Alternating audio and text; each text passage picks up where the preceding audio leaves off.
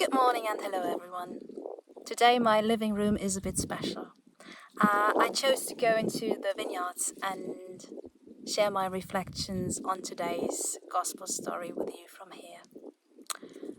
Lanzarote is quite a bleak island, and everything that grows here takes a lot of effort, and the fruit and the vegetable and everything is rather small in size.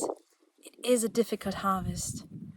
And yet, we have 22 wineries on the island, most of which are owned by families who spend generation after generation in the vineyards.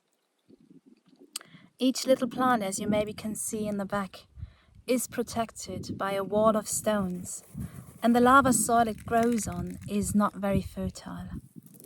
This is how it looks. It takes a lot of sweat and care and love from grape to wine. A couple of years ago, I helped with the grape picking.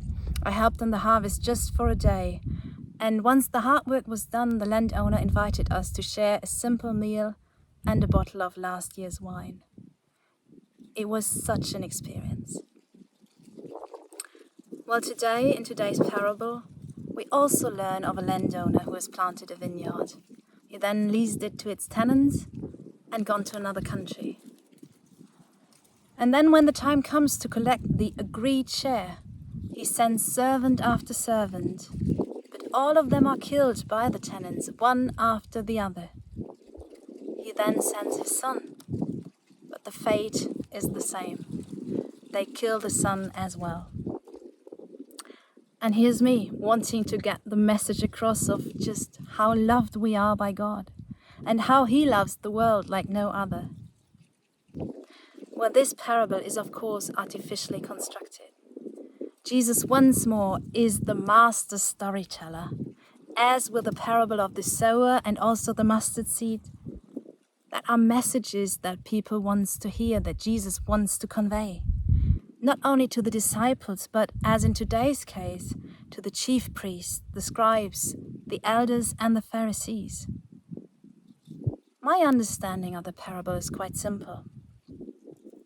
God is our master, and we are His servants. He is the landowner, and we are His stewards, His tenants, His workers, but we are also His messengers. Now, before He leaves, the master goes to great length to protect the land and also the fruit. He builds a fence to keep wild boars away, and he builds a tower to protect the land from the greed and malice of men. And he then builds a winepress. The vineyard stands for everything that God has made with so much effort, with expertise, and above all, with love. And the greatest love, the greatest attention, the greatest expertise was in God's creation of man. God's love for us is shown by the landowner's love and care for his land. A sad irony of this parable, by the way, is that it is told by Jesus just 5 days before he is killed. When the chief priests and the Pharisees heard this parable, they knew it was about them. How could they not? And yet they still had Jesus put to death.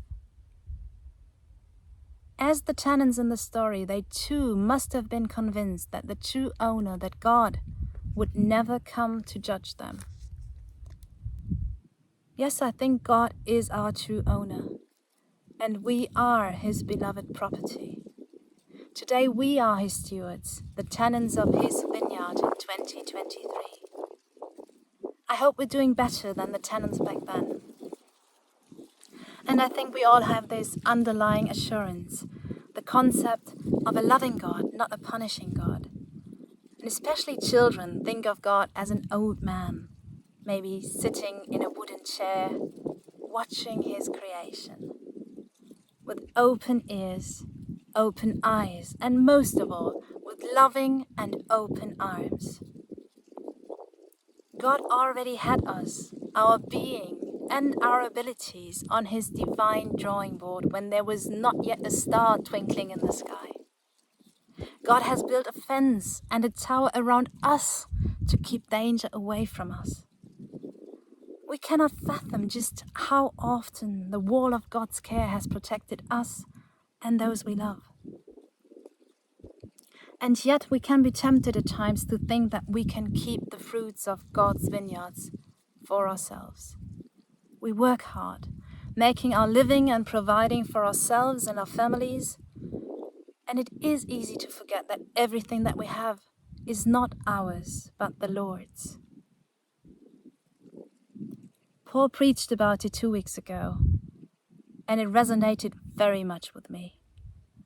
Instead of asking for more, for better, for richer, for healthier, for happier, we can be grateful and give thanks for all God's provision for us and take our place, the place where He wants us, and let Him lead. Alternatively, just like the tenants, we could kill and silence our conscience by pushing God aside. We could try to lock out the master from our lives entirely. Israel, and in this parable the tenants, chose the latter. Israel pushed God aside. The tenants killed all the servants and messengers, and then they killed the son. Now Matthew wrote this parable much later than Mark and Luke, at a time when Jesus had already been killed. And even more, he writes down the parable in the post-Easter period, against the background of the resurrection faith of the early Christian communities. So for Matthew and his congregation, it is already clear that the violent death of the Son does not mean the end of God's history with His people, but that a new beginning has been initiated by the resurrection. Accordingly, in view of the risen Christ, Matthew inserts the quotation from Psalm 118. The stone that the builders rejected has become the cornerstone of the new beginning. God is the greatest builder and the greatest landowner. He knows where everything and everyone belongs, and He knows when it's time to rebuild, to dismantle, or start anew. We are not to waste our lives or lock Him out when times get tough, but to be committed servants and messengers, and to let Him lead us through even the darkest moments.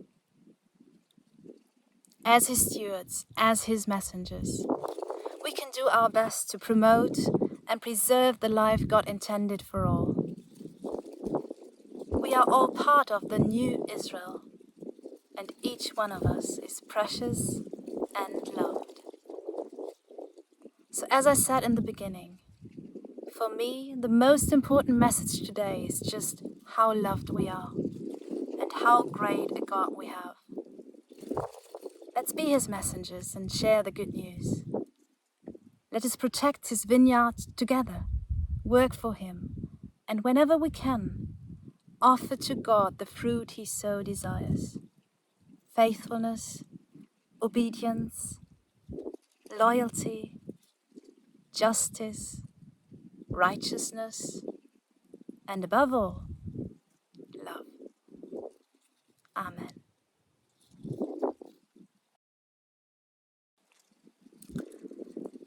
Now let me take you back to the day when I helped with the grape harvest.